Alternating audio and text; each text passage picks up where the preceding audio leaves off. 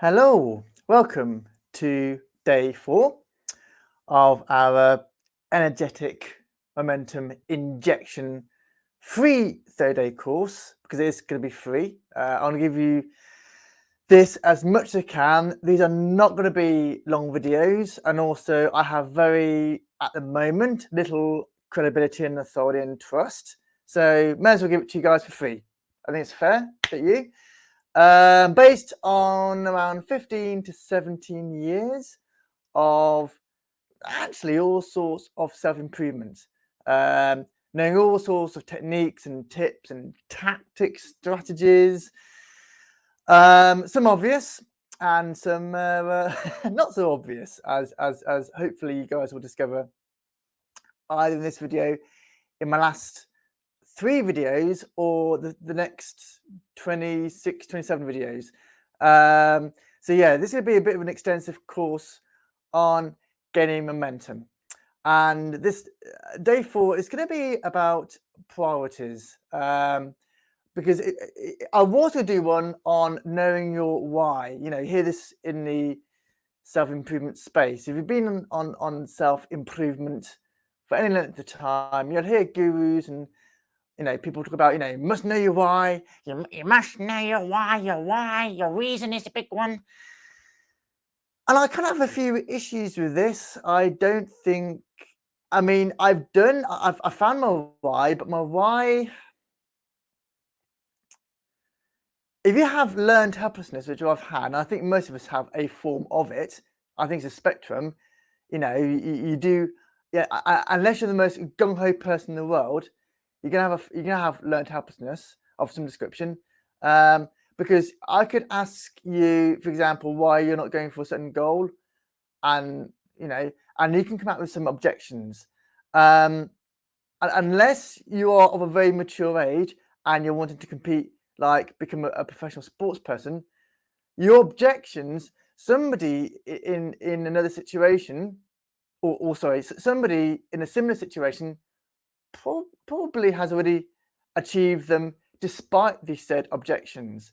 Like your classic one could be, oh, I can't travel 10 miles without a car. Well, somebody probably already has done that without a car. They've had to work around it. They've thought outside the box type of thing. So yeah, I mean, so finding a why, and I'm not saying it's not useful. I've had to do a lot of inner work. Like I've literally have gone back memories, if they're accurate, and that's a video for another day, if that. I've gone back like in time in my mind to like memories of when I'm like 6 years old, 8 years old, 10 years old, 12 years old. Find out why my current behavior and found out it originated then, and it's been useful. And I've tried to forgive. I do recommend you watch day 2 on forgiveness, why forgiveness is so almost critical towards gaining momentum. But I've always felt a bit like you find your why. I want to, and a lot of why it can be useful, but I don't think it's like, I think it's given too much hype personally. Yes, finding your why is useful, but I think priorities is more effective. Because sometimes you simply don't know why you do the thing you do. You can go back in time in your mind and you might get a memory, but nah, not really, going to be that useful. So I'm thinking priorities is more effective. And I'm going to even come out with a bit of a bold statement, really. And some of you may agree with this, some of you may not. That priorities is actually more effective than a routine, because, like, you can have a routine, but if you don't prioritize, for example, your sleep, which I will do a video on soon, don't worry. Then yeah, you're going to go to bed late, wake up early or late, and your routine, you're going to force it. Can you relate to this? This happens to me a lot. Can you relate? You always, you set up your next day the day before. I know you're about to, for example, do certain chores the next day. So you always do it, before you go to bed. I'm going to do this, I'm going to do that, and you write it all down. Write it all down. And then, and I don't know why, oh my God, you go to bed late. Maybe you watch a late night show, or you play a game, or you listen to some music. Usually me, it's the latter. I love listening to club music in the late hours. I don't get it. My brain's weird. Anyway, so you listen, and suddenly it's now 11 o'clock, and then suddenly it's 12 o'clock. So you go to bed late, wake up late, you feel groggy, and then you got to force it. Can you relate? You got to force it, and you force it, and you force it, and then you achieve a certain chore or task, and then you try to force yourself to feel good about it. It's a mess, and then you end up, in my case, having a cup of coffee or a chocolate bar to try and get those dopamine neurons firing in your brain. Try and give yourself some meaning. That's what it's all down to, giving yourself meaning in a life. They say life has no inherent meaning, and to some degree that is true, but you give meaning. But if you can't even give meaning because you're too groggy and you try to do your chores, if that, I mean, you're a mess. I know I've been a mess, and it causes a lot of emotional baggage, and that adds to it. You're trying to heal it. You're trying to forgive it. You don't want to add to it. That's like the worst thing you want to do. You don't add to the baggage. So yeah, I always say priorities is more, in my books, more effective than routine. I used to work in a call center. I was laid off in 2020, and I used to work there for over 15 years. And I'm not proud to admit this, I didn't get my priorities correct, especially when it came to sleep, especially when it came to forgiving. I came across forgiveness very late. I discovered what true forgiveness was in 2019. That tells you how late I was, and that's my bad. So yeah, priorities is a big one, and especially in your personal life, which is where the way I see it. I mean, if you want to climb up the ladder in the corporate world, more power to you, good for you. I think a lot of us want to go more individualistic, i.e. at home, and you've got to get your priorities. And it's one thing that I've struggled with a lot. So yeah, priorities is a big one.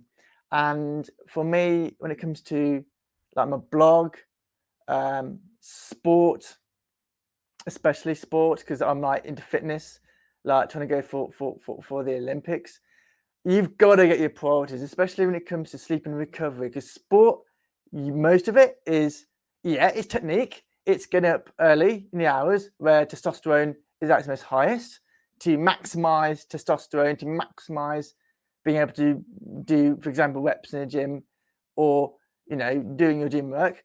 But there's also a lot of it is recovery.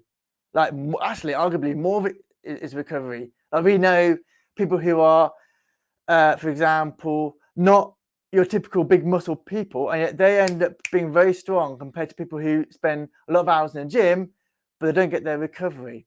So yeah, priorities is a big one. But it's also ultimately about having a fighting spirit. And again, this is coming from a guy who's had learned helplessness. Having a fighting spirit, thinking it is one thing. I mean, I can think about a fighting spirit for a good sort of, I don't know, a few minutes.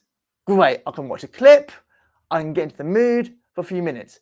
But doing it when the pressure is on, that's a different ball game. And I think priorities, especially when it comes to going for your goals, helps you gain the required skill in order for you to develop that fighting spirit. I was watching a game very recently. We got the Women's World Cup at the moment. I love women's football. I think they've got great skill. I actually find it more professional than the men's, but that's just me. Because you don't see women diving around, to be fair, and men do. Well, not all of them, obviously. I'm generalising very much, but a good, whenever I see a men's game, I'm always seeing a lot of diving. So I can't say it's a lot of men, but it just I don't know about you guys, it irritates me. But anyway, I'm not going to do a rant on the sort of, why women's football is better than the men's. But anyway, but I will say that I was watching a recent game before I did this recording, And this one team, I mean, they're being beaten comfortably. I won't name teams, I won't name names, but they're being beaten comfortably. And one thing I would say is that it got to a stage when the commentator was saying, when the team, and they're being beaten and we've got like 10 minutes to go, and then I do, and some teams do this, you know, you watch a game and suddenly they come alive in the last 10 minutes. Like they're like a good few goals down, like 3 or 4-0 down or 3-4-1 down, and they come alive. And the commentator came out with a classic comment saying, where was this in the first half? Like, if you know your football, you know there's like 2 halves, like 45 minutes plus stoppage time. Where was this fighting? Where was it in the first half? Why now? And it got me thinking. I'm thinking I'm going to be doing a video on priorities, or if you're listening, audio, and it might be a podcast. I'm still not sure if I should do a podcast, but it'll probably be a podcast. But I was thinking that's a good point. Why? Where is a fighting spirit? Where is it? And what causes us to have a fighting spirit? Is it because we're not doing a moving away goal versus a moving towards? In NLP, and in my last video, I talk about NLP, and when it comes to goal getting, they talk about 2 forms of motivation. Moving towards, that's your easy, going for the job, going for the career, going for the car, going for the mansion, going for the lady or the man. You get the idea. You're going towards your goal. There's also a second type of motivation. It's going away. This is your classic sort of I'm in debt, moving towards. I'm going to get sacked, moving away. And in my sort of experience, annoyingly, frustratingly, irritatingly, the moving away goal tends to be more effective than moving towards. And when I look at these success stories, like your CEOs, mostly business, some sport, but mostly business, I find that the moving away goal tends to be the vibe they exhibit. Like they've lost a job or something happens and they move away. So yeah, what I find, and it's so frustrating, I'm not saying it isn't, that when you initially start out, you're having to find the image, and that creates ideally the fighting spirit. But without priorities, the whole thing doesn't work. And again, it's a recent discovery for me, and I'm going to be really honest, it's recent for me.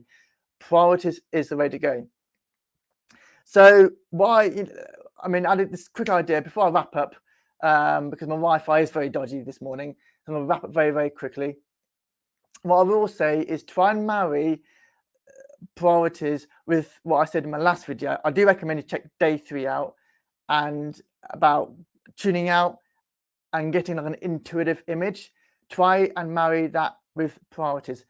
See how you get on. All right, because priorities is really the first domino, I feel, and then the rest follows. And priorities also tends to be an indicator of your worldview. So yeah, give that a go, guys. I'm going to wrap up now before my Wi-Fi goes down. If you're listening, hopefully you'll be able to get this on audio. As always, thank you so much for watching or listening. This is a very quick one, but again, it's more due to my upload speeds when I upload these. All right. As always, thank you so much for watching or listening. And any feedback, please leave them down below. All right. And I'll see you guys tomorrow in the next video. As always, thank you so much for watching or listening. Ciao for now.